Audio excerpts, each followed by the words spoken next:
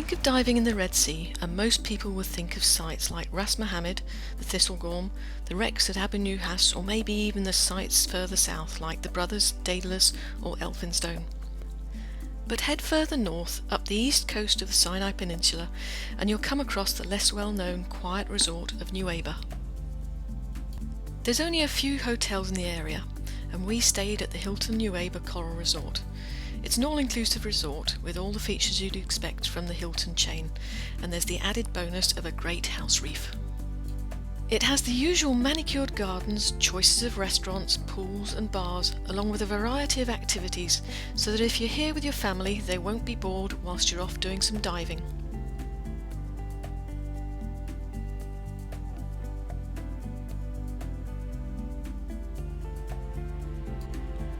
The dive centre is on site and is run by Emperor divers.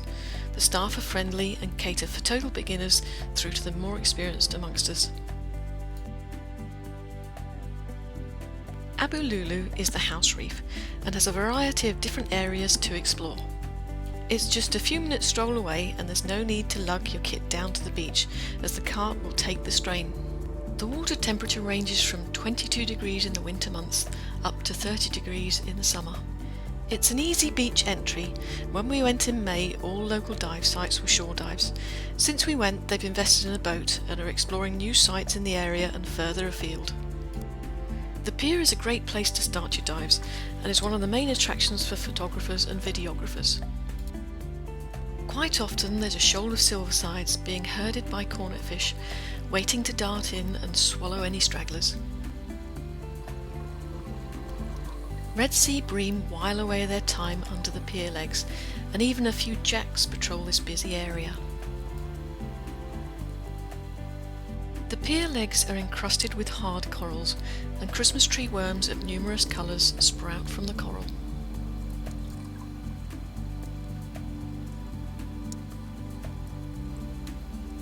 Look closely at the legs and you may spot scorpionfish and dwarf lionfish.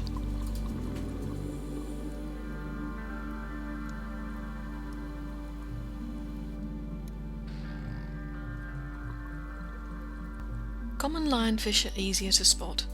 They're here in large numbers and spend the daytime lazing around, and can be quite curious if you stay still and let them come to you.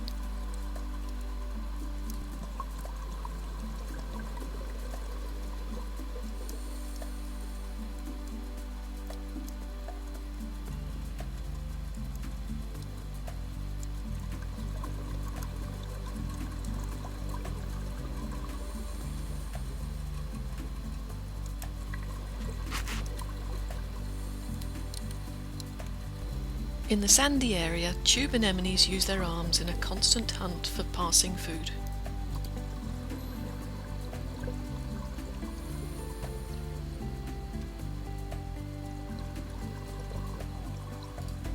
Leopard flounders blend perfectly into the sandy bottom. It's just their eyes that give them away.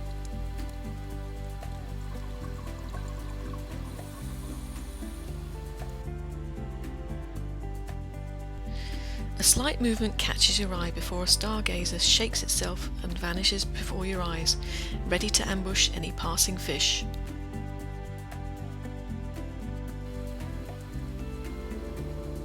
What was once used to catch fish is now used as a sanctuary by them.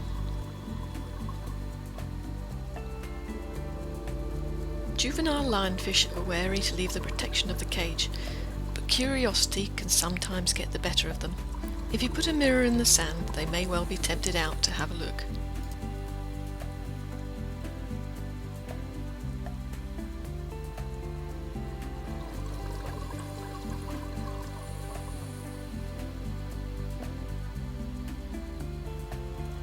This porcupine fish seems pretty friendly, but looks like he's been in the wars. His tail is completely gone, but he seems to be coping okay.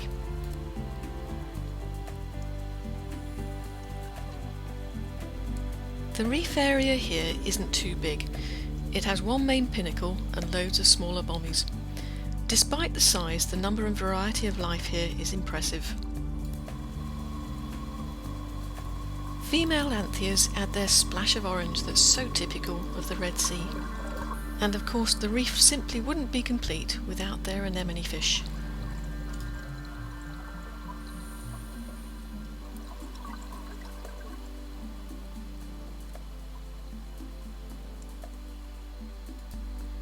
Squat cleaner shrimps are found next to their anemone, wagging their tails in the usual fashion whilst rummaging through the coral for morsels to eat.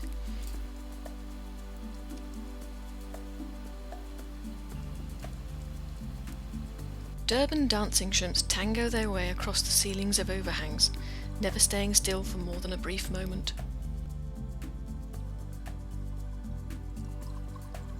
A black-breasted pipefish searches for food amongst the fronds of a tube worm.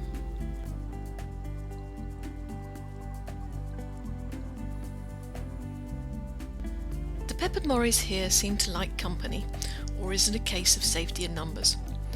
The markings above their eyes always look like eyebrows to me and gives them a permanent look of surprise. They're even happy to share their holes with undulate and other types of morays here.